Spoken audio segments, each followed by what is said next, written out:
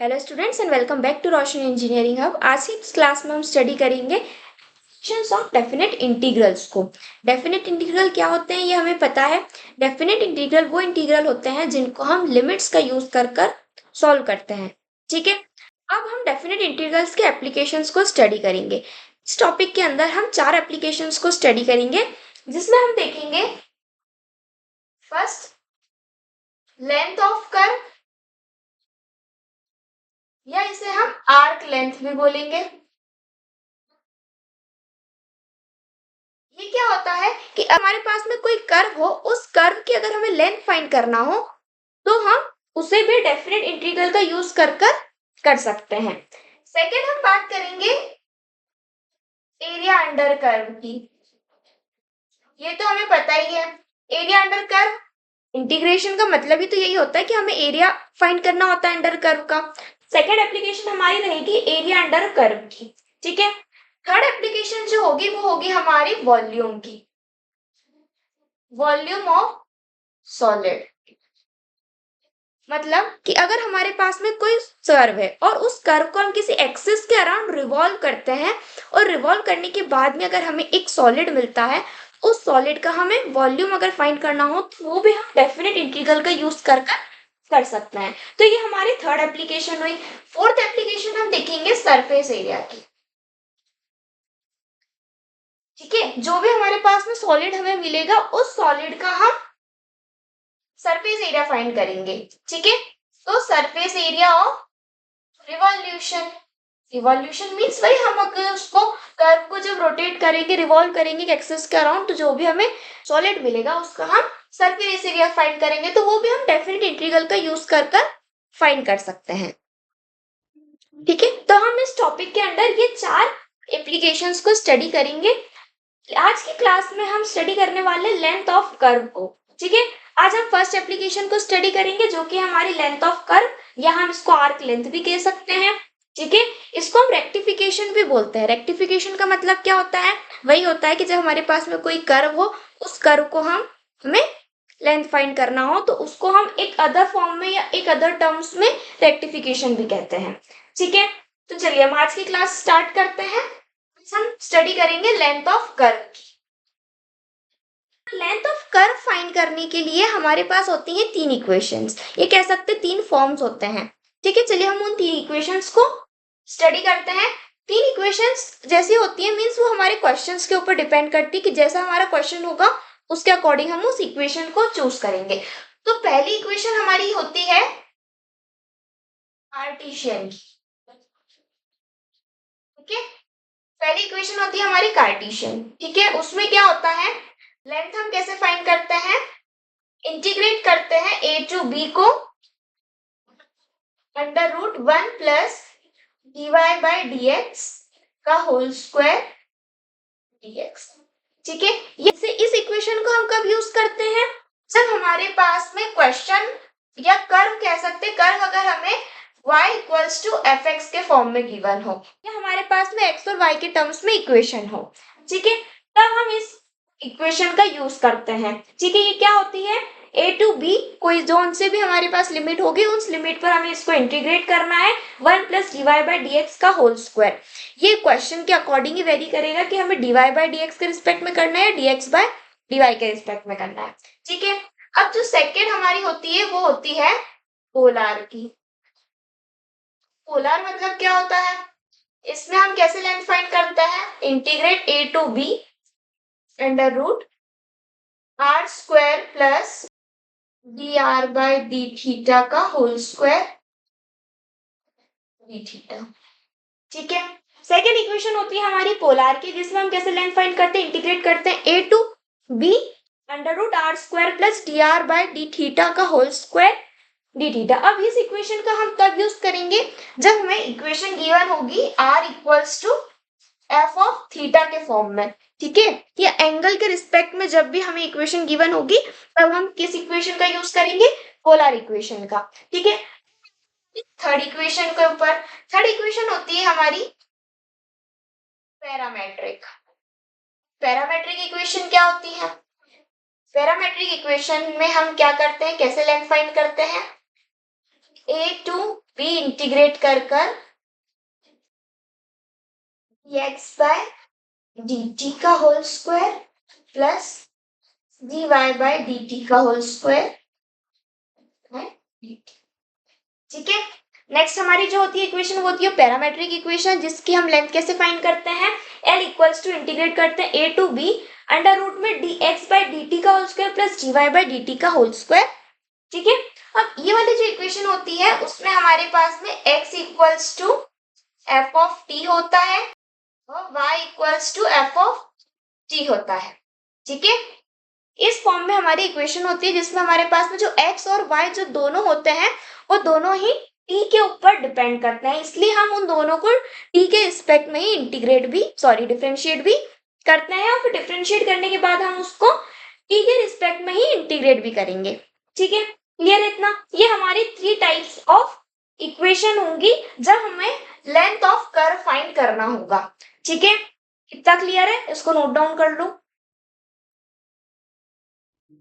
बहुत ही easy topic है, बस आपको इन तीनों इक्वेशंस को याद रखना है, आपको क्वेश्चन देखना है, आपका क्वेश्चन किस फॉर्म में है, किस इक्वेशन को मैच कर रहा है, बस उसका फॉर्मूला निकालना है, उसको डिफरेंशिएट करना है, वैल्यूज को पुट करना है और सॉल्व करना है। It's very easy. अब हम आगे हमारे क्वेश्चंस को सॉल्व करेंगे तो हमें ज्यादा अच्छे से कंसेप्ट क्लियर होगा। तो चलिए अब हम क्वेश्चंस पर आते हैं हमारे।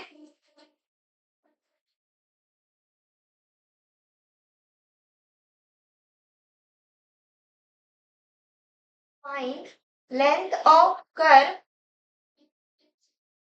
x equals to y to the power 4 upon 4 plus 1 by 8y square from y equals to 1 to y equals to 2।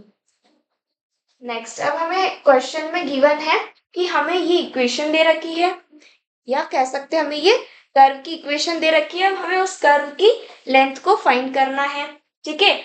और हमें हमारे जो लिमिट दे रखी है वो कितनी दे रखी है, 1 to 2 की। सबसे पहले तो अब हम देखते हैं जो हमारी इक्वेशन है उसको हम लिख लेते हैं x इक्वल्स टू वाई की power 4 upon 4 plus 1 upon 8y square.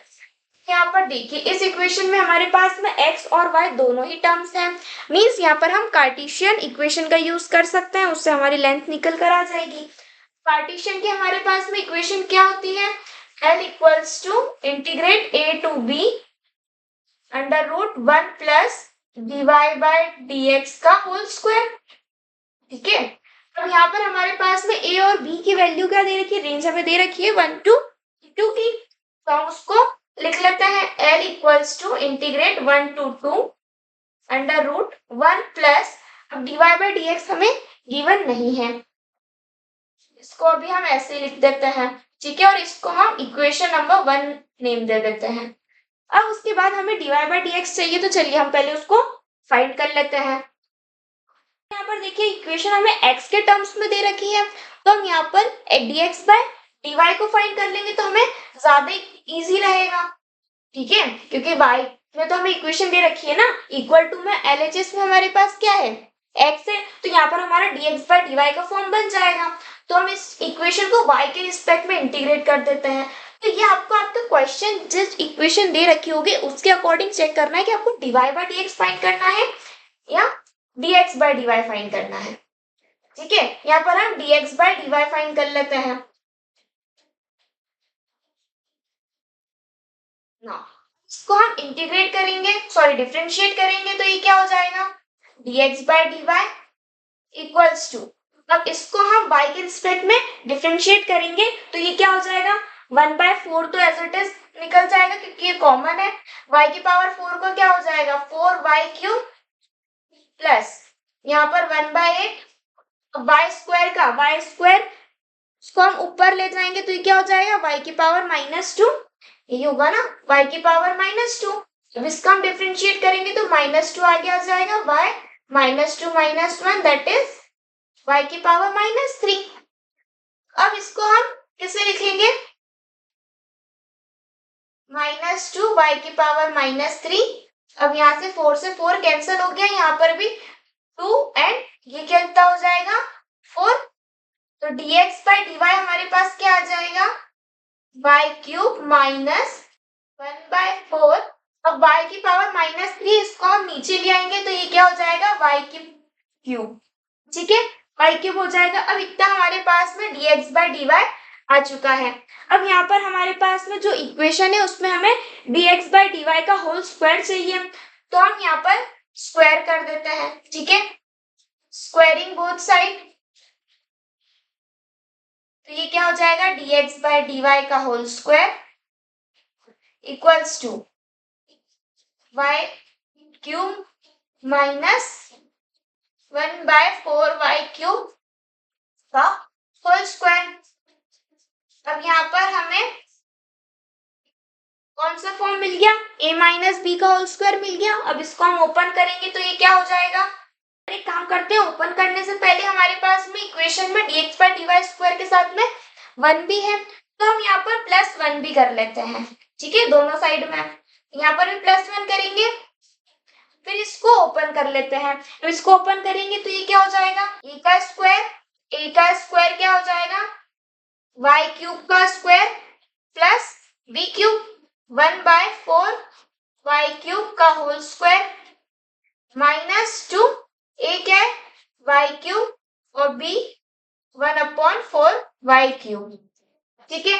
अब यहाँ पर y³ से y³ कैंसिल हो जाएगा, ये 1 और ये 2, ठीक। अब नेक्स्ट यहाँ पर 1 + dx/dy का whole square equals to 1 plus ये क्या हो जाएगा, मल्टीप्लाई हो जाएगा तो 3 2 = 6 प्लस 1/4 2 = 8 एंड स्क्वायर है, 4 का स्क्वायर है ना, मल्टीप्लाई नहीं होगा, मल्टीप्लाई पावर में होगा, तो ये क्या हो जाएगा, 4 का स्क्वायर कितना होता है 16 एंड y की पावर क्या हो जाएगी 6 माइनस 1/2। अब यहाँ पर 1 और -2 है तो ये क्या हो जाएगा, 1 में से -2 जाएगा तो 1/2, तो y की पावर 6 प्लस 1/16 y की पावर 6 प्लस 1/2। अब यहाँ पर अगर आप इसको ध्यान से देखते हैं तो ये हमारे पास में a + b का होल स्क्वायर का फॉर्म बन जाएगा। क्यों बन जाएगा, देखो यहाँ पर हमने y की पावर 6 को मींस इसको जब हमने खोला था तो ये हमारे पास y की पावर 6 बन जाएगा, तो इसको हम वापस से अगर ओपन करेंगे तो ये हमारे पास में y³ का होल स्क्वायर मिल जाएगा हमें, ठीक है। और जब ये मिल जाएगा और इसको भी जब हमने ओपन करा था तो हमें ये मिला था, तो ये हो जाएगा 1 + 4y³ इसका भी होल स्क्वायर, तो ये हमारे पास में a² प्लस b² आ गया, हमें +2ab भी चाहिए, तो यहाँ पर हमें 1/2 है। अब यहाँ पर देखो अगर हम 1/2 लिख देते हैं तो 2y³ 1/4y³, अब ये हमारे पास 2ab है, यहाँ से देखो ना ये कैंसिल हो गया, ये 1 और ये 2, तो आंसर क्या आ रहा है 1/2 मीन्स 2ab हमारे पास क्या आ रहा है 1/2 आ रहा है। एक तो हमने यहाँ पर भी इसको ओपन करा था ना तो हमारे पास 1/2 आ रहा था, तो इससे हमें क्या मिल गया, इसको भी रब कर देते हैं,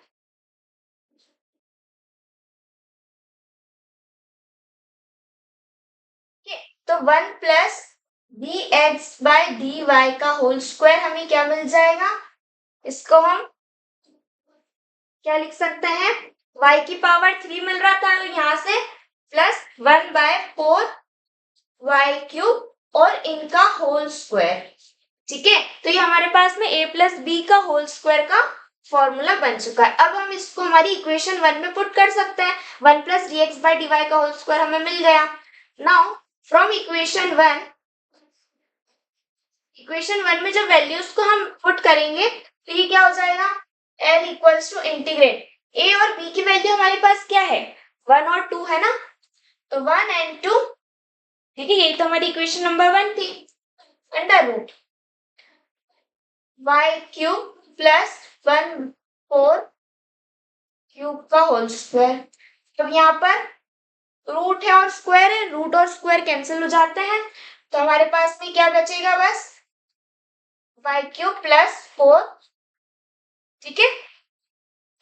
नाउ अब हमें इसे इंटीग्रेट करना है, इसको कैसे इंटीग्रेट करेंगे, y³ का इंटीग्रेशन क्या होता है, y³ का इंटीग्रेशन होगा y की पावर 4/4 और इसका इंटीग्रेशन क्या होगा, ये तो 1/4 कांस्टेंट आ जाएगा, वाई क्यूब का करेंगे तो वाई क्यूब क्या हो जाएगा, वाई की power -3 and y -3 + 1 -3 + 1 -2 upon -2 minus, और ये नीचे आएगा तो 2y² हो जाएगा। ओके, y की पावर -2 नीचे आएगा तो y² हो जाएगा, और 2 है ही हमारे पास, तो ये हो जाएगा माइनस, या फिर माइनस साइन को हम बाहर ले लेते हैं तो ये माइनस हो जाएगा, और 1/2y²।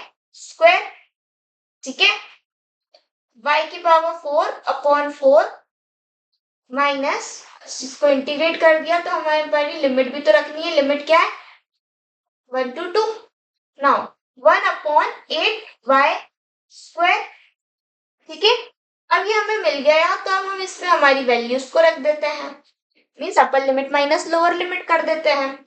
तो y की जगह पर हम 2 रखेंगे तो ये क्या हो जाएगा 2⁴/4 माइनस 1/8 2 का square.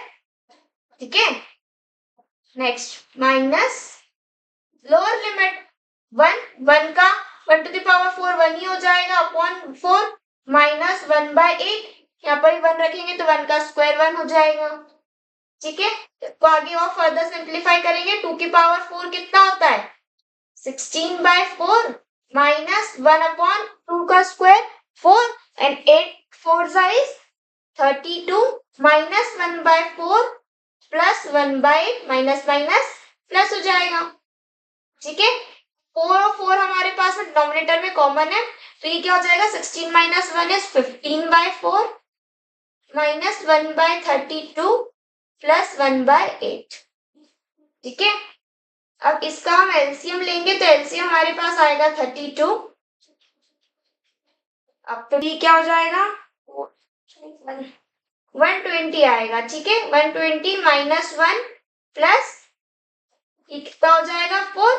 Now 120 plus 4 is 124 minus 1 is 123/32। ठीक है, तो ये हमारा आंसर आ जाएगा। तो फाइनल आंसर हमारे पास में क्या आ रहा है 123/32। अब चाहे तो आप इसको डेसिमल में भी लिख सकते हो तो अप्रोक्स कुछ 3 पॉइंट आएगा। ठीक है, तो हमारे पास में लेंथ ऑफ कर्व क्या आ गई 123/32, या इसको अगर हम लिखेंगे तो ये 3.8 अप्रोक्स आएगा। ठीक है, तो हमारे पास में लेंथ क्या आ गई, hence our length of curve is 3.8। ठीक है, समझ में आया, इतना क्लियर है, इसको नोट डाउन कर लो।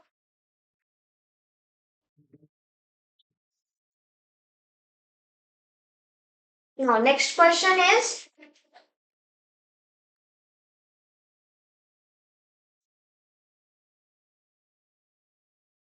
total length of asteroid in equation is x to the power 2/3 plus y to the power 2/3 equals to a to the power 2/3।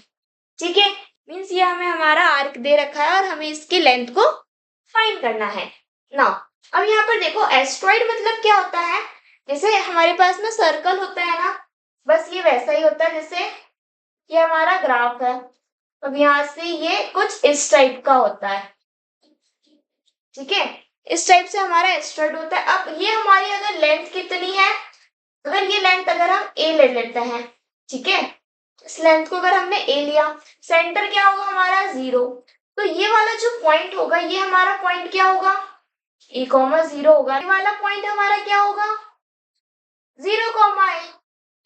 ठीक, अब हमें क्या करना है, हमें लेंथ फाइंड करनी है। तो जब हम इस इक्वेशन, कौन सी इक्वेशन लगेगी हमारी कार्टेशियन वाली, क्योंकि इक्वेशन हमारी एक्स और ए के टर्म्स में है। तो जब कार्टेशियन को लगाएंगे तो हमारे पास यहाँ पर हमें रेंज नहीं दे रखी है, वहां पर हमें y = 1 और y = 2 1 to 2 की रेंज दे रखी थी, यहाँ पर हमें कोई रेंज प्रोवाइड नहीं है। तो हम कोई बात नहीं, काम करेंगे या तो a to 0 ले लेंगे या 0 to a ले लेंगे, कोई सी भी बात ले लो। लेकिन जब हम इस आर्क को फाइंड करेंगे तो हमारे पास में सिर्फ ये एक ही आर्क का लेंथ मिलेगी, तो उसमें हम क्या करेंगे इंटू 4 कर देंगे, 4 को इंटू कर देंगे तो हमारे पास में क्या मिल जाएगा, चारों की टोटल लेंथ आ जाएगी। ठीक है, देखो इक्वेशन है हमारी x to the power 2/3 plus y to the power 2/3 plus a to the power 2/3, ये इक्वल में है। ठीक है। अब यहाँ पर हमें जो हमारी इक्वेशन होती है वो क्या होती है, L इक्वल्स टू इंटीग्रेट। अब इंटीग्रेट हमें किसके रिस्पेक्ट में करेंगे, ये देखो अगर हम a टू 0 के फॉर्म में अगर करते हैं, a टू 0 से हमें जो हमारा आंसर होगा ना वो नेगेटिव आएगा। वैसे तो कोई प्रॉब्लम नहीं, अगर आंसर नेगेटिव भी अगर हमें मिलता है तो हम लास्ट में हमारी जो लाइन लिख सकते हैं कि length can not be negative, so we can cancel. हम हमारी सिर्फ जो वैल्यू है सिर्फ उसको कंसिडर करेंगे और माइनस साइन को नेग्लेक्ट कर देंगे। ठीक है, तो यहाँ पर हम वैसे 0 टू a ले लेते हैं जिससे हमारा जो आंसर आए वो पॉजिटिव में ही आए। ठीक है, आप चाहो तो a टू 0 भी ले लो, कोई इशू नहीं है। Now after this what we will take under root 1 plus dy by dx का होल स्क्वायर dx। ये हमारी इक्वेशन नंबर 1 नाम ले देते हैं। अब यहाँ पर हमने देखा ये जो हम लेंथ फाइंड कर रहे हैं वो सिर्फ एक आर्क की होगी, सिर्फ इस पर्टिकुलर आर्क की, हमें चारों की टोटल लेंथ फाइंड करना है पूरा एस्ट्रॉइड की, तो हम इसे इंटू 4 भी कर देंगे। ठीक है, तो हमारा जो L हो जाएगा वो क्या हो जाएगा, 4 इंटू हमारी जो भी इक्वेशन है। नेक्स्ट अब हमें यहाँ पर हमें dy बाई dx को फाइंड करना है, तो हम उसी को पहले फाइंड कर लेते हैं।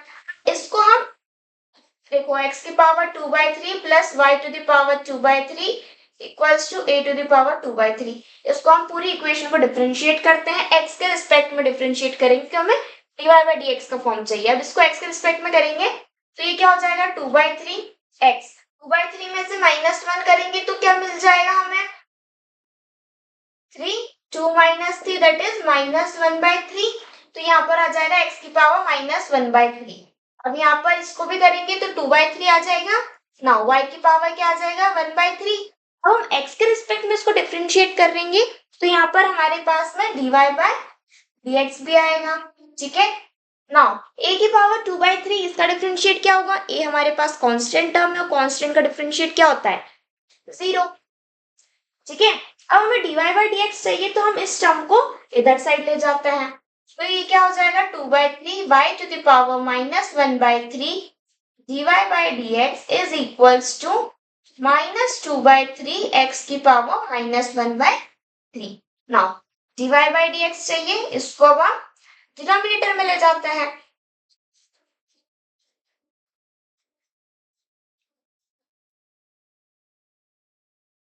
2/3 से 2/3 कैंसिल हो जाएगा, तो dy बाई dx हमारे पास में क्या आ रहा है माइनस एक्स की पावर -1/3 अपॉन y की पावर -1/3।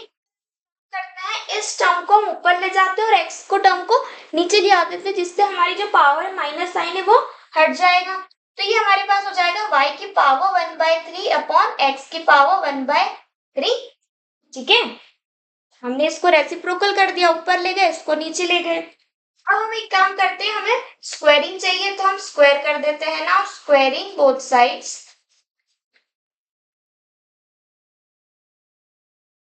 तो dy बाई dx का होल स्क्वायर हो जाएगा। यहाँ पर हमें -y की पावर 1/3 x की पावर 1/3 का होल स्क्वायर हो जाएगा। ठीक है, अब साथ ही साथ हम एक काम कर देते हैं, हमारे पास में +1 भी है तो हम दोनों साइड में +1 भी कर देते हैं। तो ये क्या मिल जाएगा हमें 1 प्लस dy बाई dx का whole square equals to minus का स्क्वायर करेंगे तो प्लस हो जाएगा y की पावर 2/3 अपॉन x की पावर 2/3 प्लस 1। अब यहाँ पर हम एलसीएम ले लेते हैं। ठीक है, एलसीएम लेंगे तो क्या हो जाएगा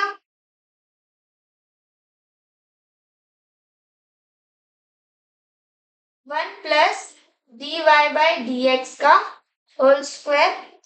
यहाँ पर देखो y की पावर 2/3 प्लस x की पावर 2/3 अपॉन x की पावर 2/3, ऐसे ही हो जाएगा ना, एलसीएम हो जाएगा। ठीक है, now 1 plus dy by dx का होल स्क्वायर, ये क्या आ रहा है यहाँ पर देखो y की पावर 2/3 प्लस x की पावर 2/3 की हमारे पास में वैल्यू क्या है a की पावर 2/3 है।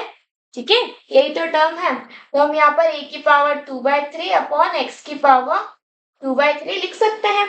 तो ये हमारे पास में 1 बाय dy बाई dx का होल स्क्वायर की वैल्यू आ गई है। अब now from equation 1 L equals to integrate. अब यहाँ पर हमारे पास में 4 है तो ऐसे करना है हमें 0 to a करना है, ठीक है। 0 to a करेंगे अंडर रूट a की पावर 2/3 अपॉन x की पावर 2/3। नाउ अब क्या हो जाएगा ये l इक्वल्स टू, और देखो a की पावर 2/3 हमारे पास में कांस्टेंट टर्म है, तो इसको भी हम बाहर ले सकते हैं, बट ये हमारे पास में रूट में है। तो यहाँ पर देखो 2 की पावर क्या है 2/3, रूट है मींस पावर क्या है 1/2।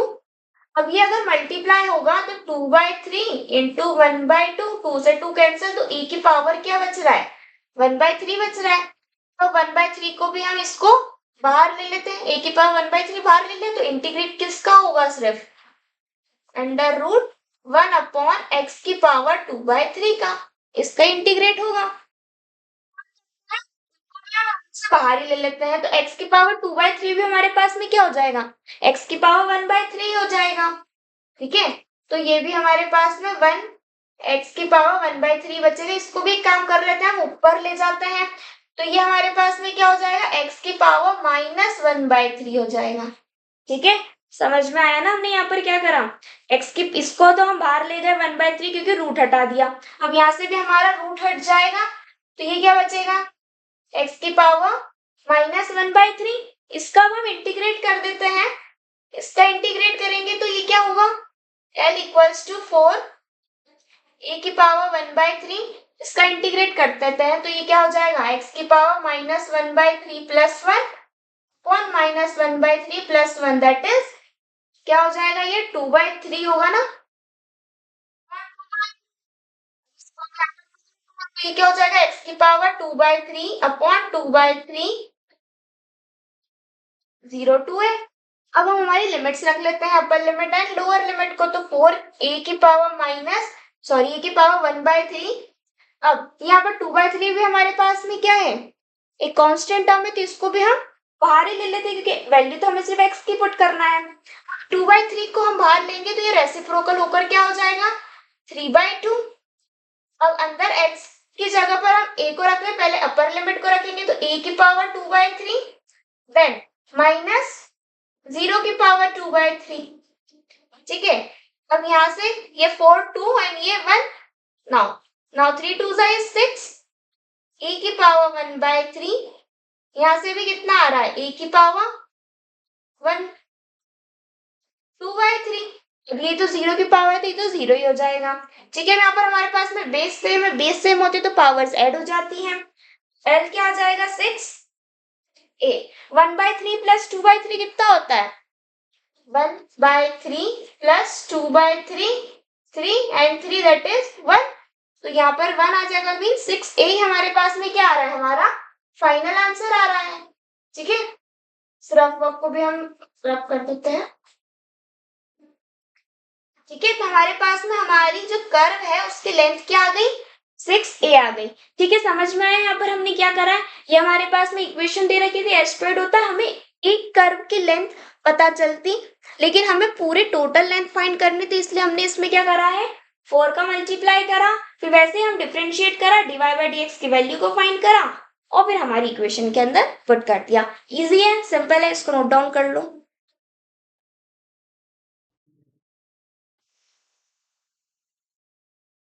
हमारे पास find the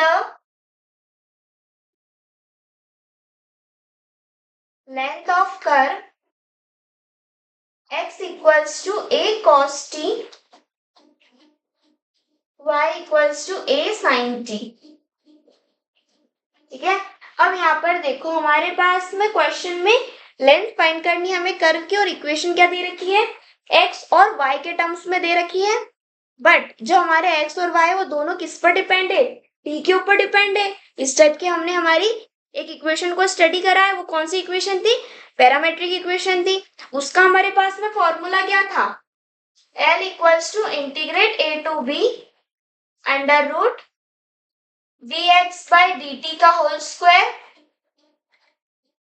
plus dy by dt का होल स्क्वायर, ठीक है, रिस्पेक्ट में, ठीक है। यही हमारा फॉर्मूला था पैरामेट्रिक इक्वेशन का। अब हमें dx by dt dy by dt को फाइंड करना है, उसके पहले हम एक चीज यहाँ पर समझते हैं कि देखो हमारे पास में क्या है, x equals to a cos t equals to a sin t है।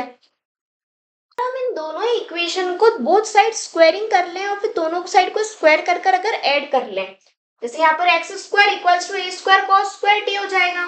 ठीक है, अगर हम इन दोनों को ऐड कर ले तो ये हमारे पास क्या हो जाएगा, x square plus Y square equals to a square cos square t plus a square sine square t. ठीक है, यही होगा। अब यहाँ पर x square plus Y square equals to a square को कॉमन ले ले, अंदर क्या बचेगा, cos square t plus sine square t. Sine square theta plus cos square theta क्या होता है, 1 होता है। X square plus Y square equals to a square. ये हमारे पास में काय की इक्वेशन होती है, सर्कल की इक्वेशन होती है ना। तो अगर हम सर्कल को हमारे ग्राफ पर बनाएंगे, ठीक है, सर्कल का क्या फाइंड करना है, सरकमफ्रेंस फाइंड करना है। हमें सर्कल की रेडियस हम सपोज ले लेते हैं a को, सरकमफ्रेंस क्या होता है 2 पाई r होता है। तो यहाँ पर अगर हम a को ले रहे हैं तो हमारे पास में सरकमफ्रेंस क्या हो जाएगा 2 पाई a।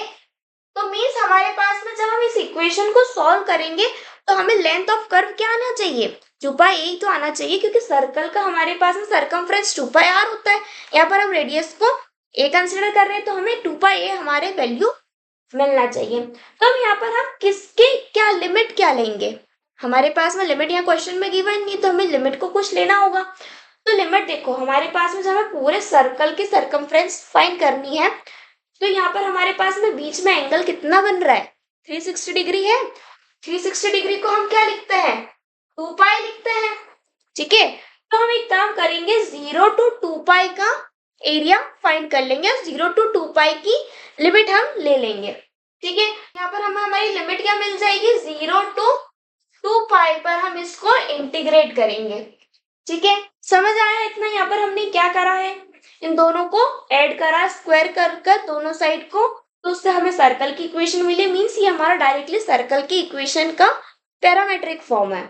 ठीक है, अब ये सर्कल का हमें क्या करना है, लिमिट फाइंड करनी। तो लिमिट हमारे पास में पूरे सर्कल की हमें लेंथ चाहिए, तो हमने 2 पाई ले लिया एंगल, तो हम उसको 0 to 2 पाई से इंटीग्रेट कर देंगे। ठीक है, हमारे पास में जो लेंथ का फॉर्मूला क्या है, हमारी जो लेंथ की इक्वेशन है उसके अंदर हमें हमारी वैल्यूज को रखना है। तो उसके लिए हमें dx by dt और dy by dt चाहिए, तो हमें उसको फाइंड कर लेते हैं। तो ये क्या है हमारे पास में, x equals to a cos t, y equals to a sin t। t के रिस्पेक्ट में डिफरेंशिएट करेंगे तो ये हो जाएगा dx by dt equals to एक कांस्टेंट टर्म है, cos का क्या होता है माइनस sin t, तो माइनस sin t। ये dy by dt क्या हो जाएगा, a कांस्टेंट है, साइन का होता है cos t। ठीक है, क्लियर है इतना। हम स्क्वायर कर देते हैं दोनों साइड पर, तो dx by dt का whole square is equals to, और माइनस साइन है, माइनस साइन प्लस हो जाएगा, a square sine square t, और dy by dt का होल स्क्वायर कितना होगा, a square cos square t। ठीक है, हमारे पास में दोनों की वैल्यू आ चुकी है, तो हम उसको यहाँ पर रख देते हैं, या फिर एक काम करते हैं पहले हम यहाँ पर सॉल्व कर लेते हैं इसको। तो dx by dt का whole square plus dy by dt का होल स्क्वायर, इन दोनों को अगर हम सॉल्व करेंगे तो ये क्या आएगा, a square sine square t plus a square cos square t। यहाँ से भी हम a स्क्वायर को कॉमन ले लेते हैं, तो ये क्या हो जाएगा sign square t plus cos square t. Sine square T cos square T होता है 1, तो यहाँ पर क्या बच रहा है सिर्फ a स्क्वायर। तो हमारे पास में dx by dt का whole square plus dy by dt का होल स्क्वायर कितना आ गया, a स्क्वायर। अब यहाँ पर हम उसको पुट कर देते हैं। ठीक है, L इक्वल्स टू इंटीग्रेट कहाँ से करना है हमें, 0 to 2 पाई कर रहे हैं। ठीक है ना, समझ आया हमने 0 to 2 पाई क्यों लिया है, क्योंकि सर्कल के हमारे पास में एंगल कितना आ रहा है 360 डिग्री की, हमें पूरे का लेंथ फाइंड करनी है। या तो अगर आप इसको पाई बाय 2 भी ले लो, अगर आप पाई बाय 2 लोगे आपको हम आपके इसमें क्या करना पड़ेगा, 4 से मल्टीप्लाई करना पड़ेगा, क्योंकि पाई बाय 2 से आपके पास में सिर्फ एक आर्क की लेंथ आएगी। आपको पूरे का चाहिए तो आप उसको 0 to 2 पाई ले लो, ताकि आपके पास में पूरे लेंथ का मिल जाए सर्कल की। ठीक है ना, यहाँ पर dx by dt की वैल्यू और dy by dt का होल स्क्वायर की वैल्यू हमारे पास a स्क्वायर आ रही है, अंडर रूट a स्क्वायर। अब यहाँ पर हमारे पास में देखो स्क्वायर भी है, रूट भी है, तो ये क्या हो जाएगा, दोनों कैंसिल होंगे तो सिर्फ हमारे पास में a बचेगा। अब a भी हमारे पास में क्या है, कांस्टेंट टर्म है। यहाँ पर हमारे पास में dt भी चल रहा है, ठीक है, कांस्टेंट टर्म है, कांस्टेंट टर्म को बाहर ले लेते हैं। यहाँ पर क्या बचा, सिर्फ 1 बचा। अब 1 का अगर हम dt के रिस्पेक्ट में इंटीग्रेट करेंगे तो वो क्या होगा, 1 का हम dx के रिस्पेक्ट में करते हैं तो x आता है, dt के रिस्पेक्ट में करेंगे तो t आएगा। t 2 पाई एंड 0, ठीक है, ये a, t की जगह पर upper limit minus lower limit 2 pi a, यही हमें हमारी लेंथ चाहिए थी 2 पाई a, 2 पाई r होता है सरकमफ्रेंस, तो वो हमें हमारी लेंथ आ गई है। ठीक है, समझ में आया, इजी है, इसको भी नोट डाउन कर लो।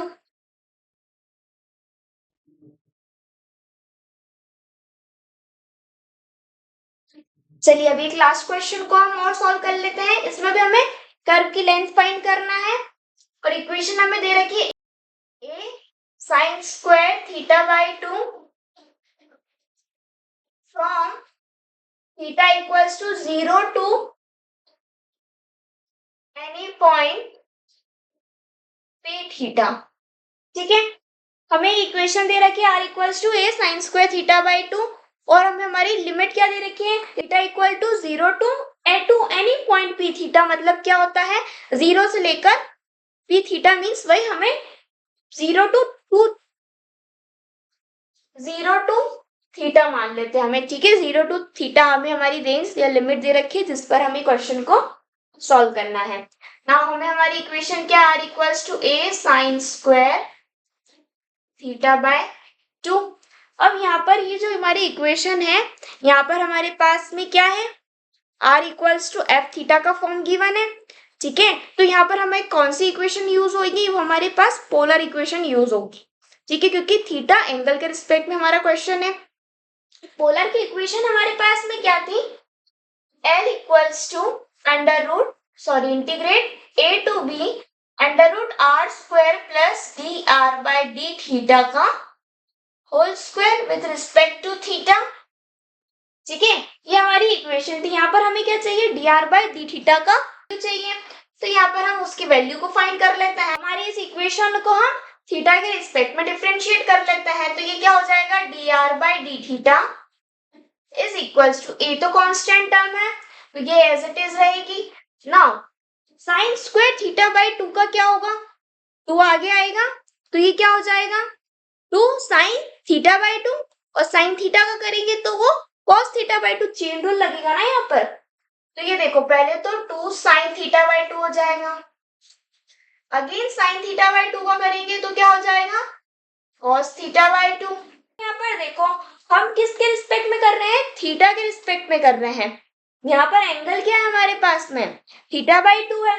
तो अगर हम देखो, जैसे अगर हम x के रिस्पेक्ट में डिफरेंशिएट करते हैं किसी y वाली टर्म को तो हम dy बाय dx का फॉर्म लिखते हैं। वैसे ही अगर हम थीटा के रिस्पेक्ट में डिफरेंशिएट करेंगे d theta by 2 upon d theta. ठीक है, यही तो हम करते हैं जब भी हम, जैसे हमारे पास में कोई इक्वेशन हो X square plus Y square equals to 1 दे रखा हो, इस x के रिस्पेक्ट में डिफरेंशिएट करना हो तो हम क्या करेंगे, 2x प्लस 2y और y क्या लिख देंगे हम, dy बाय dx, इस तरह से लिखेंगे। तो वैसे ही अगर हम यहाँ पर इसको थीटा के रिस्पेक्ट में डिफरेंशिएट करेंगे तो हम यहाँ पर क्या लिखेंगे, d थीटा बाय 2, क्योंकि थीटा बाय 2 है हमारे पास में, तो हम d थीटा बाय 2 और डिनोमिनेटर में क्या, जिसके रिस्पेक्ट में कर रहे हैं तो d थीटा। अब यहाँ से हमारे पास में d थीटा से d थीटा कैंसिल हो जाएगा, तो ये क्या बचेगा 1/2। तो यहाँ पर हमारे पास में साथ ही 1/2 भी मल्टीप्लाई होगा। ठीक है, आई होप अंडरस्टैंड है, आपको समझ में आया हमने यहाँ पर 1/2 क्यों लिखा है, क्योंकि हम थीटा के रिस्पेक्ट में कर रहे हैं और यहाँ पर थीटा हमारे पास थीटा बाय 2 गिवन है। ठीक है। नेक्स्ट हम यहाँ से देखो 2 से 2 कैंसिल हो जाएगा, तो d r by d theta हमें क्या मिल रहा है, a sine theta by 2 cos theta by 2।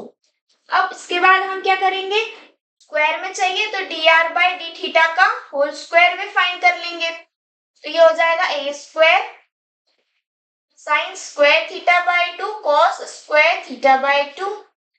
Now r square को भी हम यहाँ पर ऐड कर लेते हैं, तो r square plus d r d theta by का whole square, r square plus a square sine square theta by 2 cos square theta by 2। ठीक है।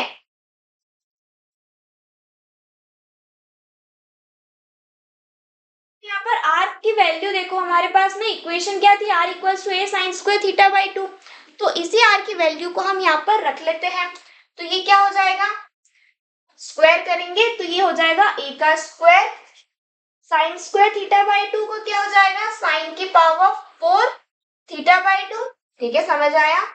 Now a square sine square theta by 2 cos square theta by 2। अब यहाँ से हम sine square ए square और sign square theta को common ले लेते हैं, अंदर क्या बचेगा, sign square theta by 2 plus cos square theta by 2, ये तो हमारे पास में 1 हो जाएगा, तो a square sine square theta by 2, इतनी हमारे पास में टर्म क्या आ रही है, r square plus d r upon d theta का होल स्क्वायर की हमारे पास में वैल्यू क्या आ रही है, a square sine square theta by 2। ठीक है, क्लियर इतना। वैल्यू जो है हमारी इक्वेशन के अंदर रख देते हैं, अब इक्वेशन के अंदर वैल्यू रखेंगे तो ये क्या आ जाएगा,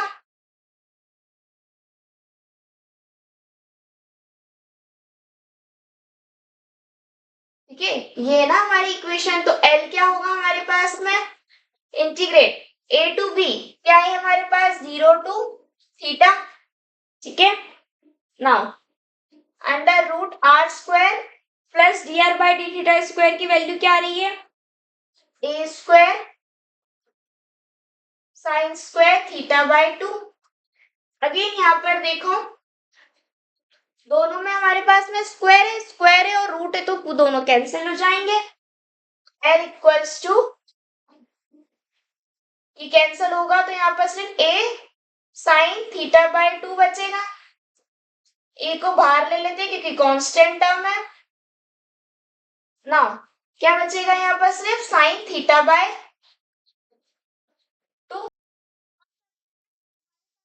थीटा के रिस्पेक्ट में हमें इससे इंटीग्रेट करना है, हमारे पास में क्या है, डी थीटा बाई 2 है, तो इसको हम पहले यहाँ पर सब्स्टिट्यूशन मेथड को यूज कर लेते हैं, तो हम u equals to theta by 2 रख देते हैं, तो हमारे पास में थीटा की वैल्यू क्या आ जाएगी, 2u आ जाएगी। ठीक है, या अगर हम डी थीटा क्या हो जाएगा, 2du हो जाएगा। ठीक है, अब यहाँ पर हम हमारी वैल्यू को रखेंगे तो ये क्या हो जाएगा, साइन थीटा बाई 2u और डी थीटा की वैल्यू 2du। ठीक है, अब 2 कांस्टेंट है, 2 बाहर आ जाएगा तो a और 2 ये हो जाएंगे। ठीक है, अब साइन u का हम इंटीग्रेट करेंगे तो वो हो जाएगा माइनस कॉस u। ठीक है, माइनस कॉस यू इंटीग्रेट हमने कर दिया तो ये हो जाएगा माइनस कॉस यू, और हमारी जो रेंज है वो क्या लिख देंगे हम, थीटा और 0। ठीक है, यही है 0 टू थीटा की। अब हमारी जो वैल्यू है हम उसको वापस से रख देते हैं, तो ये 2a हो जाएगा minus cos theta by 2 theta and 0। अब थीटा की जगह पर हम क्या रखेंगे, ये हो जाएगा minus cos theta by 2 minus minus क्या हो जाएगा, plus cos 0 by 2, cos 0 by 2 हमारे पास क्या हो जाएगा, 0। ठीक है, अब यहाँ पर L equals to 2a। Now minus cos theta by 2 को हम एज इट इज लिख लेंगे, minus cos theta by 2 plus cos 0 की वैल्यू कितनी होती है, 1 होती है, इसको थोड़ा सा रीअरेंज करेंगे तो 2a 1 minus cos theta by 2। ये हमारे पास में हमारी क्या आ गई, लेंथ आ गई, क्या आ रही है 2a1 minus cos theta by 2। तो ये हमारी क्या आ गई, फाइनल आर्क की हमारी लेंथ आ चुकी है। ठीक है, कोई डाउट है इसमें? सिंपल है इतना, इसको भी नोट डाउन कर लो। आई होप आपको लेंथ ऑफ कर्व समझ में आया होगा। आज हमने हमारी इस क्लास में एप्लीकेशन ऑफ डेफिनेट इंटीग्रल में फर्स्ट एप्लीकेशन को स्टडी करा, जो कि लेंथ ऑफ कर्व था। ठीक है, नाउ नेक्स्ट अब हमारी आगे वाली वीडियोस में एरिया अंडर कर्व और बाकी के एप्लीकेशंस को भी स्टडी करेंगे। ठीक है, तो अगर आपको वीडियो समझ में आया, हेल्पफुल लगा हो, तो प्लीज वीडियो को लाइक शेयर सब्सक्राइब जरूर करें। मिलते हैं नेक्स्ट वीडियो में, तब तक के लिए keep learning and keep growing. Thank you for watching.